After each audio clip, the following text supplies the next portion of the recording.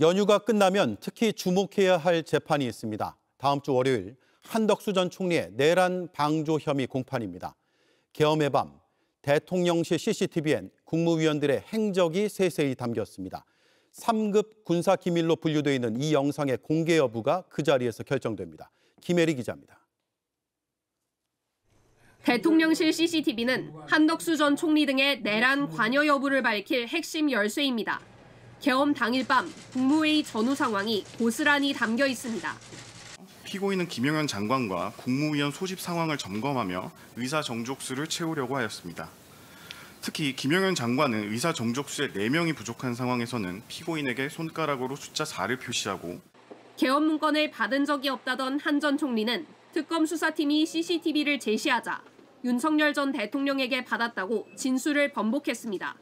여기엔 이상민 전 행정안전부 장관이 한 전 총리와 문건을 함께 보며 16분간 논의하는 모습이 나옵니다. JTBC 취재 결과 계엄 선포 뒤에 박성재 전 법무부 장관이 나와 무언가를 적는 장면도 찍힌 것으로 파악됐습니다. 다음 주 월요일 한 전 총리 재판에선 CCTV에 대한 증거 조사가 진행됩니다. 취재진과 방청객이 있는 가운데 영상이 법정에서 공개될지 관심이 쏠립니다. 특검은 공개해야 한다는 입장입니다. 3급 기밀로 지정된 CCTV의 기밀 해제 절차도 밟고 있습니다.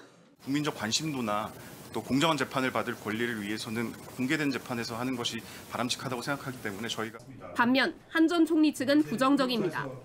다분히 어떤 국민적 관심이라는 이름으로 여론 재판화하려는 것이 아닌가라는 우려가 있다는 점을 말씀을 올립니다.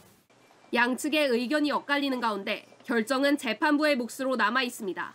JTBC 김혜리입니다. 한덕수 전 총리 측이 인정한 위증 혐의 관련 올 2월에 바로 이 발언이었습니다. 들어보시죠. 대통령실에서 계엄과 관련된 문건을 보거나 받은 기억이 없습니다. 언제 어떻게 그거를 받았는지는 정말 기억이 없습니다. 네, 계엄 선포문을 받지 않았다라고 했다가 돌연 특검에서는 기존 진술을 뒤집었습니다. 김동원 위원님. 예.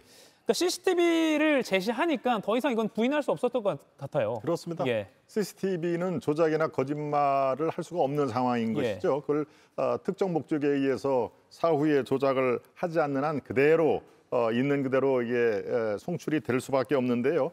저는 지금 화면에 잠깐 나왔습니다마는 비상계엄 선포문 예. 이게 나중에야 양복 뒷주머니에 있다는 것을 알았다. 저 말이 이 한덕수 전 총리의 말에 그 신뢰를 뚝 떨어뜨렸다고 봅니다. 다른 사람이 내일 읽어보라고 몰래 뒷주머니에 꽂았을 가능성은 없다고 보는 게 상식 아니겠습니까? 그러니까 본인이 받아서 주머니에 꽂는 것은 본인 자신일 텐데 저게 급하고 상황이 워낙 급하다 보니까 나는 몰랐다라는 걸 강조하기 위해서 이런 말을 했다는 그게 말의 어떤 신뢰성을 저는 처음에 이 얘기가 나올 때 아하 이게 뭔가 감추려고 하는 그런 의도가 있구나라는 걸 제가 느꼈는데 아마 많은 시청자 여러분들도 비슷한 생각이 아니었나 싶은 생각이 드는데요. 예. 저는 CCTV에 나왔기 때문에 인정할 건 인정을 하고 나머지는 고의가 아니었다라는 것을 강조를 아마 하고 싶은 그런 모습이 지금 쭉 보입니다마는 허위 공문서 작성 그리고 대통령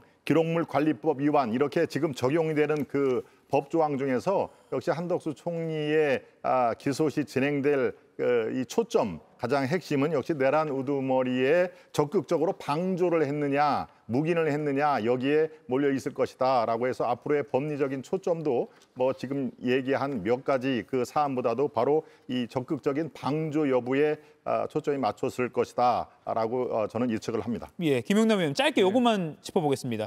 그러니까 한덕수 전 총리 측은 위증을 한 건 맞는데 이거 기억이 안 나서 그런 거다. 고의는 없었다라고 하거든요. 이건 재판부가 어떻게 받아들일까요? 아니 그러니까 한덕수 전 총리의 저 주장은 예. 위증을 인정하는 게 아닙니다. 위증을 부인하는 거예요. 그러니까 위증이라는 것은 선서한 증인이 허위의 진술을 했을 때 성립하는 죄인데 거기서 허위의 진술, 뭐 진술이야 말하는 거죠. 그러니까 허위라는 것은 내가 그게 사실이 아니라는 것을 알면서도 사실과 다른 내용을 증언할 때 위증죄가 성립하는 것이거든요. 예. 그러니까 기억이 안 났기 때문에 사실과 다른 이야기, 그러니까 계엄 관련한 문건을 받은 적이 없다고 얘기한 거다.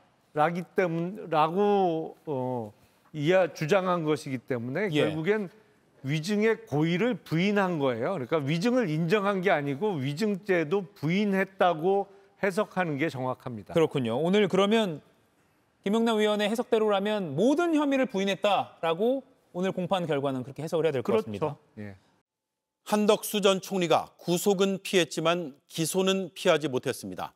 특검은 불구속 상태로 재판에 넘겼습니다. 내란 방조를 비롯해 혐의가 6개에 이릅니다. 여도영 기자입니다. 내란 특검은 한덕수 전 국무총리를 불구속 상태로 재판에 넘겼습니다. 내란 우두머리 방조와 허위 공문서 작성, 위증죄 등 6개 혐의를 적용했습니다. 한 전 총리는 그동안 비상계엄에 반대했고 계엄 관련 문건도 받은 기억이 나지 않는다고 했습니다. 그 자리에서 받지 않았으면 받을 수 없는 문건 아니겠습니까?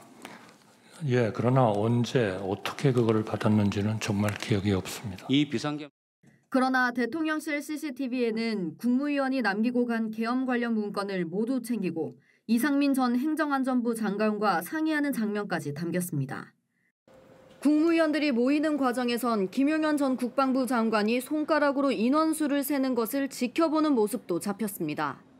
윤석열 전 대통령이 비상계엄을 선포하러 나간 뒤에는 나가려던 국무위원들을 다시 불러 모아 계엄 문건에 부서를 하라고도 했습니다. 국회에서 계엄 해제가 의결됐지만 3시간 넘도록 국무회의를 소집하지 않고 정진석 비서실장의 전화를 받고서야 움직였습니다. 한 전 총리는 특검 수사에서 포고령을 미리 받고 국무위원들에게 부서를 요구했다는 건 인정했습니다. 내란 특검은 이 모든 행위를 내란에 동조한 것으로 판단했습니다.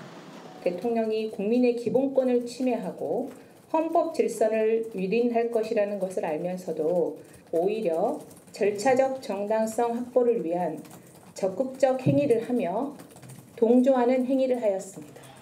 특검은 자신의 범죄를 숨기기 위해 사후에 만들어진 계엄 선포문까지 서명했다가 폐기하고 국민 앞에서 거짓말을 했다며 추가 수사도 예고했습니다. JTBC 여도현입니다. 이상민 전 장관 역시 탄핵 심판에선 언론사 단전단수 내용이 적힌 쪽지를 멀리서 봤다고 증언했습니다. 하지만 CCTV에선 마지막까지 남아 한덕수 전 총리와 3장짜리 문건을 함께 보며 대화를 나누는 모습이 담겨 있었습니다. 정수아 기자의 단독 보도입니다. 이상민 전 행정안전부 장관은 계엄 국무회의에서 JTBC 등 언론사에 대한 단전 단수 문건을 전달받고 소방청장에게 관련 지시를 한 혐의를 받습니다. 특정 몇 가지 언론사에 대해서 경찰청 쪽에서 요청이 있으면은 협조하라는 그런 내용이었습니다. 이 전 장관은 대통령실에서 단전 단수 내용이 적힌 종이 쪽지를 멀리서 본 게 전부라고 증언했습니다. 제가 대통령실에서 종이 쪽지 몇 개를 좀 멀리서 이렇게 본 게 있습니다. 그런데 그 쪽지 중에는 소방청 단전 단수 이런 내용이 국무위원들이 다 돌아간 뒤 회의가 열린 대통령실 대접견실에 마지막까지 남은 2명은 이 전 장관과 한덕수 전 총리였습니다. 이상민 전 장관은 문건 3장을 들고 보면서 한 전 총리에게 자신이 가지고 있는 문건을 보여주고 대화까지 나누는 모습이 포착된 걸로 파악됐습니다. 특검은 이 중에 언론사 단전 단수 문건이 있을 걸로 의심하고 있습니다. 한 전 총리는 구체적 지시가 담긴 문건은 본 적도 받은 적도 없다는 취지로 말한 바 있습니다. 대통령이 지시사항이라고 해서 A4에 담긴 지시사항을 주었습니다. 알고 있죠? 저는 그건 모르겠습니다. 제가 받은 바는 없습니다. 그러면 다른 분들한테 받았다는 얘기는 못 들었습니까? 못 들었습니다. 특검은 조만간 이 전 장관을 소환 조사할 예정입니다. JTBC 정수아입니다. 비상계엄은 지난해 12월 4일 새벽 4시 27분에 해제됐습니다. 같은 날 오후 12시 8분쯤 윤석열 전 대통령은 한덕수 당시 국무총리의 전화를 받아 약 15분간 통화했습니다. 12시 58분쯤에는 최상목 전 경제부총리에게 전화를 걸어 6분 40초간 통화했고 이상민 전 행안부 장관과도 2차례 통화를 주고받으며 약 7분간 통화했습니다. 한 전 총리와 최 전 부총리, 이 전 장관은 지난해 12월 3일 밤 이른바 계엄 국무회의에 참석했습니다. 특히 지난해 12월 5일 심우정 검찰총장이 내란 사태 수사를 지시하고 다음 날 검찰의 특별수사본부가 꾸려진 뒤에도 윤 전 대통령은 국무위원들과 통화했습니다. 12월 6일 윤 전 대통령은 한 전 총리에게 전화를 걸었고 이상민 전 장관과도 각각 9분, 7분 동안 통화했습니다. 당시 현직 대통령이긴 했지만 내란 사태 수사의 핵심 인물인 국무위원들과 통화한 배경을 두고 의문이 제기됩니다. 계엄 국무회의는 형식과 내용에서 정당성이 떨어진다는 평가를 받아 주요 수사 대상에 올랐습니다.